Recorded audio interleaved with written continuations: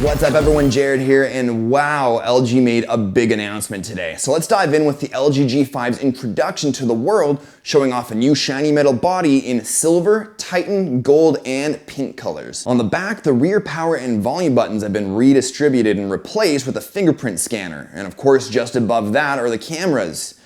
Yes, plural, as in two cameras, a standard 16 megapixel camera with a 73-degree field of view, which I wouldn't be surprised is the same great camera from the G4, but also a cool wide-angle 8 megapixel camera with an outstanding 135 degrees. Now the front sports an 8 megapixel camera and a 5.3-inch Quad HD IPS always-on display.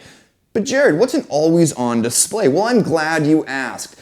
Much like what we saw with the LG V10, the G5 will have a small portion of its display always on, showing the time and date continuously as well as any notifications you might have waiting. The display also has what LG is calling daylight mode, which allows the G5's display to auto-adjust brightness up to a pretty crazy 850 nits, which should really help with outdoor visibility. And all that's great, but the real news here is the new modular design. So first off, the G5 still has a removable battery, but instead of pulling off the back, you're actually pulling off the bottom of the phone, which will have the 2800 milliamp hour battery attached. But from there, you'll also be able to attach a couple of new modules designed for the G5, such as the LG Cam Plus. This is a module that turns your G5 into a point-and-shoot camera by adding power, shutter, and a record button, as well as some zoom controls. But it takes it a few steps further with intuitive autofocus, exposure lock, and an additional 1200 milliamp hour battery built in to add to the existing 2800 milliamp hour battery. So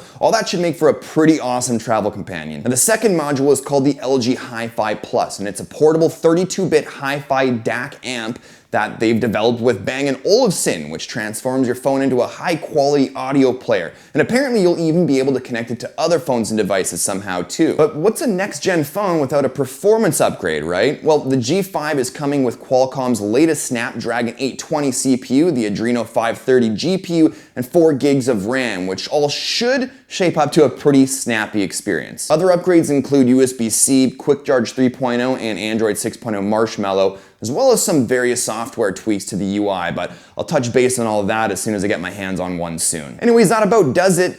Do me a solid and hit the like button if you enjoyed the video, but thanks as always for watching, and I'll catch you all in the next one. Cheers.